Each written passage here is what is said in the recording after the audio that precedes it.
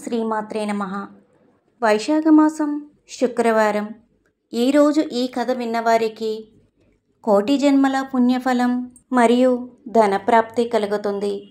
మరి ఆ కథ ఏమిటో మనం ఈ వీడియోలో తెలుసుకుందాం. ముందుగా ఈ వీడియోకి ఒక లైక్ చేసి నా ఛానల్ని సబ్స్క్రైబ్ చేసుకోండి. నా ఛానల్ గ్రోత్కి సపోర్ట్ చేయండి. ఒకానొక బ్రాహ్మణుడికి 7 కుమారులు. అందరికీ వివాహాలయ్యి వేరు కాపురాలు ఉంటున్నారు.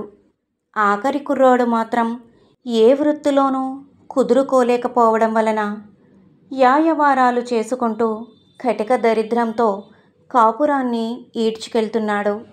ఇలా ఉండగా ఒక శుక్రవారం ఉదయమే శుక్రవార మహాలక్ష్మి ఆ బ్రాహ్మణ కుమారుల ఇళ్లకు వచ్చింది. ఆమె వచ్చేసరికి పెద్ద కోడలు చెద్దిదాకా ముందరేసుకుని పిల్లలకి మెతుకులు పెడుతూ తాను ముద్దలు మిరింగుతుంది. అది చూసి దీని ఇంటికి ఎందుకు వచ్చానా అనుకుంటూ రెండో కొడుకు ఇంటికి వెళ్ళగా రెండో కోడలు పాచివాకిట్లో కూర్చుని పేడ చేసుకుంటుంది. శుక్రవారం మహాలక్ష్మి ముక్కు మూసుకొని మూడో ఇంటికెళ్ళగా ఆ కోడలు పాతగుడ్డలకి మాసిక వేసుకుంటుంది. ఈ ఇల్లు లాభం లేదని లక్ష్మి మరో కుమారుడి ఇంటికి వెళ్ళగా అక్కడ నాలుగో కోడలు పాచివాకిట గుంటలో వడ్లోసి దంపుకుంటుంది. లక్ష్మి వేరే వైపు వెళ్ళగా ఆ వేళకి అక్కడ ఐదో కోడలు జుట్టు విరబోసుకుని పేలు కుక్కుకుంటుంది. ఆ బిగువునలాగే పైకి వెళ్ళగా ఆరో కోడలు పాచివాకిట్లోనే పిల్లలకి తలంట్లోసి తాను తలంటుకుంటుంది. అక్కడ కూడా ఉండబుద్ధి కాని లక్ష్మీదేవి మరికొంచెం ముందుకు రాగా అక్కడ 7వ కుమారి గుడిసె కనబడింది. ఆ 7వ కోడలు అప్పటికే వాకిలంతా నల్లగా అలుక్కుని తెల్లగా ముగ్గేసుకొని గడపకి తన ముఖానికి కూడా పచ్చగా పసుపు రాసుకొని ఎర్రగా బొట్టు పెట్టుకొని ఉన్న ఒక చీరను భర్తకు కట్టుకొనిచ్చి యయవారానికి పంపి ఆయన రాకకై ఎదురు చూస్తూ తలుపు చాటున కూర్చుని ఉంది. ఆహా, ఇక్కడెంత చక్కగా చల్లగా సుఖంగా శుభంగా ఉందో కదా, నేనిక్కడే సేద తీరుతాననుకుని లక్ష్మీదేవి అరుగు మీద కూర్చొని ఇంట్లో ఉన్న వారెవరో ఇలా బయటకు రండని పిలిచింది. అందుక తలుపు చాటున కూర్చున్న తరుణీమణి, అమ్మ, మా ఇంటి కట్టుబట్ట ఒకటే ఉంది, దానిని మా ఆయన కట్టుకుని యయ్యవారానికి వెళ్ళారు. ఆయన వచ్చే వరకు నేను బయటకు రాలేనని చెప్పింది.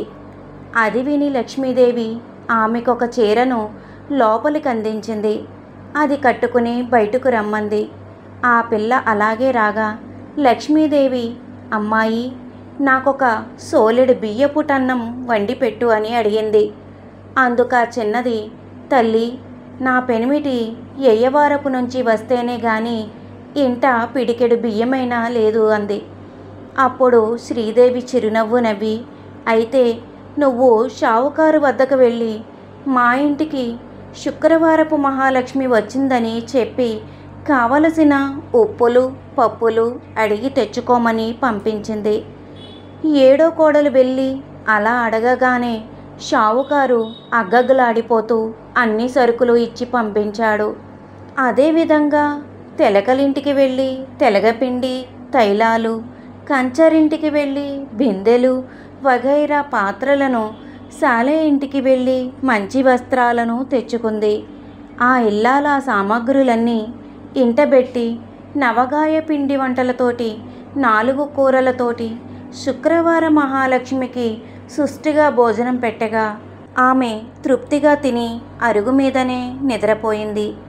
ఆ రోజు ఆమె భర్తకు ఊరివారంతా పిలిచి మరీ యయ్యవారం ఇయ్యడంతో ఏమో లేనని బియ్యం కూరానారలతో ఎడమూట పెడమూటలతో వచ్చాడు. రాగానే ఈ ఇల్లాలతనికి షడ్రోసోపేతంగా భోజనం పెట్టింది. అతను కూడా ఎంతో ఆనందంగా తిని అవన్నీ ఎలా వచ్చాయని అడిగాడు. మన ఇంటికి శుక్రవారపు మహాలక్ష్మి వచ్చిందని చెప్పిందామె. ఓహో అని పడుకుండిపోయాడు అతను. అంతలో మహాలక్ష్మి లేచి తానింక బయలుదేరుతానని చెప్పగా రాత్రి దాకా ఉండి భోజనం చేసి వెళ్ళమన్నదా కోడలు. లక్ష్మి సరేనంది. రాత్రి భోజనానంతరం ఆమె వెళ్ళిపోతాననగా చీకటిలో వెళ్ళవద్దు, వెలుగొచ్చాక రేపు ఉదయమే వెళ్ళమంది. సరేనని ఆ లక్ష్మి ఆ రాత్రి అక్కడే పడుకుంది. ఓ రాత్రి వేళ లేచి, అమ్మాయి కడుపు నొప్పిగా ఉంది, ఒక్కసారి వీధిలోకి వెళ్ళి వస్తానని చెప్పగా కోడలు, చీకట్లో పురుగు పుట్రా ఉంటాయి, వీధిలోకెందుకు, ఎప్పుడు అవసరమైతే అప్పుడు ఇంట్లోనే ఏదో ఒక మూల కూర్చోమంది. మహాలక్ష్మి అలాగే చేసింది. ఆ రాత్రి అంతా నిద్రపోతుండగా మహాలక్ష్మి లేచి ఇంట్లో 4 మూలలా కూర్చుని తెల్లారి బ్రాహ్మణ దంపతులు లేచే లోపల మాయమైపోయింది. ఉదయం నిద్ర మేలుకొనగానే ఇంటి మూలలు శుభ్రం చేయడం కోసం ఆ గృహిణి చేట చీపురు తీసుకుని వచ్చి చూడగా 4 మూలల 4 బంగారు కుప్పలున్నాయి. ఆమె వాటిని పెద్ద పళ్ళెరంలో పెట్టి పైకెత్తి పట్టి, నా పాలి శుక్రవారపు మహాలక్ష్మి నన్ను కరుణించుందోహో అంటూ ఆనందంతో కేకలు వేయసాగింది. ఆ కేకలకు నిద్రలేచిన భర్త జరిగినది తెలుసుకొని ఆనందించాడు. అది మొదలు జీవితాంతం ఆ దంపతులు సంపద శుక్రవారం నోము నోచుకుంటూ అనతి కాలంలోనే ఆ ఊరి అందరిలోని ధనవంతులయ్యారు. ఈ కథను విన్నా లక్ష్మీదేవి అనుగ్రహం కలుగుతుంది. నా ఈ వీడియో కనుక మీకు నచ్చినట్లయితే లైక్ చేయండి, షేర్ చేయండి, సబ్స్క్రైబ్ చేయండి.